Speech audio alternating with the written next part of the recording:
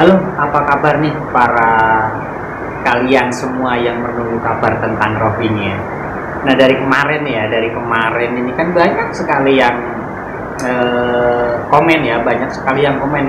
Bagaimana kabar Rohingya sekarang? Seperti apa kabar Rohingya sekarang? Kok sekarang Rohingya sepi, nggak ada yang membahas lagi? Nah, ini saya membawa kabar terbaru tentang Rohingya, yaitu kemarin tanggal 22, berarti baru 2 hari ini ya, karena ini sekarang tanggal 24. Jadi ada lagi mereka yang mendarat di Langkat nih, nggak di Aceh lagi, tapi mereka mendaratnya di Langkat di Sumatera Utara. Itu jumlahnya 51 orang. 51 orang terdiri dari laki-laki, perempuan, dan anak-anak. Dan mereka mendarat di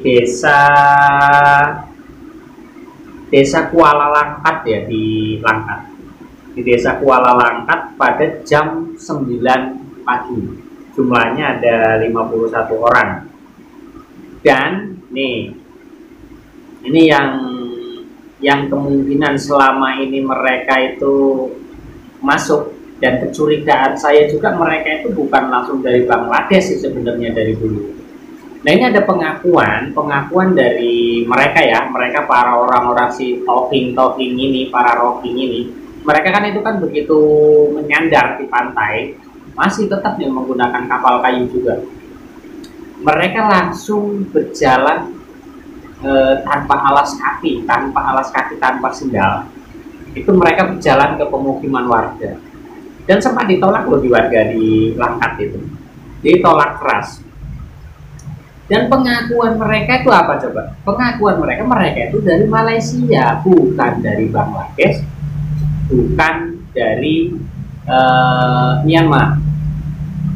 Jadi memang seharusnya kalau memang dia itu dari Bangladesh, dengan kondisi mereka menggunakan kapal butut itu kan nggak nyampe harusnya. Itu kecurigaan kita semua dari dulu kan seperti itu. Ini ternyata ada pengakuan langsung dari para Rohingya itu, mereka itu dari Malaysia. Dan jangan-jangan dari dulu juga memang buangan dari Malaysia dioperlah ke Indonesia melalui agen-agen calo-calo itu tadi seperti UNHCR. Dan mereka yang dari Bangladesh, yang dari Myanmar, itu mereka larinya ke Malaysia. Sebagian, mungkin ke Indonesia juga ada. Mereka larinya ke Malaysia. Setelah di Malaysia mereka dibuang, akhirnya apa? Mereka menuju ke Indonesia. Itu kecurigaan kita selama ini kan seperti itu. Ternyata sekarang ada nih, benar pengakuan dari mereka itu, mereka dari Malaysia, bukan dari Bangladesh. Nah, oke. Itu kabar pertama yang kita dapat ya. Kemarin tanggal 22 pagi-pagi jam 9 mereka sudah mendarat di Kuala Langkat. Itu ada artikelnya tuh di Google, silakan dicari untuk informasi lebih lengkapnya. Tapi informasinya sama seperti yang saya sampaikan juga. Lalu ada lagi nih yang konyol. Beberapa waktu yang lalu di Aceh ada 2 pasang pengantin, yaitu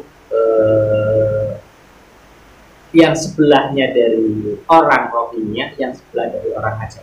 Jadi ini ada satu perempuan Aceh yang menikah dengan satu laki-laki dari Rohingya, dan pasangan satunya laki-lakinya Aceh, perempuannya orang Rohingya.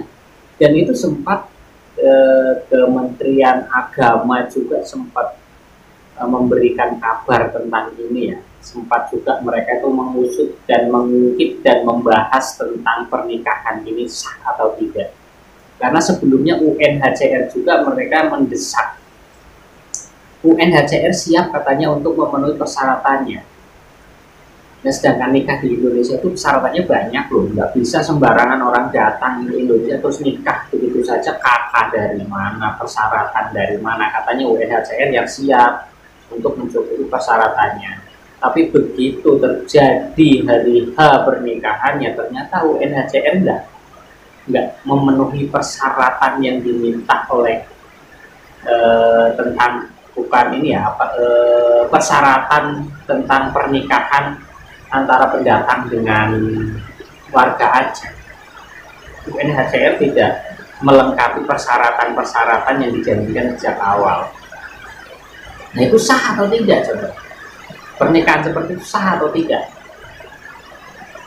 Udah jelas-jelas ada undang-undangnya, ada aturannya di Kementerian Agama, di negara juga itu ada undang-undangnya. Nikah orang Indonesia saja sulit, kok ini orang Indonesia nikah dengan pendatang gelap dengan semudah itu mereka bisa nikah. Jadi kalau nggak ada oknum-oknum di dalam, ini sulit terjadi hal-hal seperti ini, sulit. Itu tadi londo-londo orang itulah yang mempermudah proses itu, yang sulit mereka permudah. Sedangkan warga lokal sendiri itu segalanya dipersulit. Lalu bagaimana coba pendapat kalian, bagaimana dengan kejadian-kejadian seperti ini? Ada yang nikah warga Aceh nikah dengan orang Rohingya. Tentunya di otak kita sudah tergambar apa tujuan mereka, apa maksud mereka dengan menikahi warga lokal. Sedangkan warga lokal sendiri kan tahu mereka itu ilegal, mereka itu pendatang gelap, mereka itu bukan pengungsi, pendatang yang tidak resmi di negara kita. Tapi kenapa kalian mau menikahi mereka? Kenapa kalian mau dinikahi mereka? Kenapa? Itu untuk mempermudah proses mereka masuk ke dalam negara kita secara ilegal. Misal mereka sudah menikah, sudah otomatis mereka punya saudara baru dong, dari ipar mengipar, dari mertua gitu kan, dari adik-adik dari suaminya atau dari istrinya yang orang Rohingya. Mereka itu kan punya saudara masih di Malaysia nih, atau masih di Bangladesh lah, taruhlah kita katakan negaranya sana Bangladesh ataupun di Myanmar lah ya. Mereka punya saudara, ya secara tidak langsung hati nurani mereka akan kebuka dengan diceritain kisah-kisah mereka di Myanmar, dibumbui dengan cerita-cerita yang sedikit bohong. Akhirnya apa, ini keluarga dari suami saya di sana menderita, bagaimana caranya saya harus bisa memasukkan keluarga mereka, saya bawa ke Aceh, dibawa ke Aceh untuk tinggal bersama mereka untuk mendapat kehidupan yang layak, kan seperti itu. Ujung-ujungnya apa? Yang orang Acehnya dia berniat untuk memasukkan keluarga si pasangannya ini secara ilegal, bagaimanapun caranya, apapun caranya, agar mereka tetap bisa masuk. Nah, semakin banyak orang Rohingya yang menikahi warga lokal, warga Aceh, ya semakin banyak keluarga mereka yang akan dibawa ke Indonesia. Bukan seperti itu ya kira-kira? Oke, mungkin itu kabar Rohingya yang selama ini ditanyakan di kolom komentar. Ini saya jawab malam ini. Ada kabar terbaru, yaitu mereka mendamparkan diri lagi, tapi bukan dari Bangladesh, bukan dari Myanmar, melainkan mereka dari Malaysia menuju ke Langkat.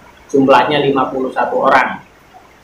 Oke, kita lanjut nanti ke kabar-kabar berikutnya lagi.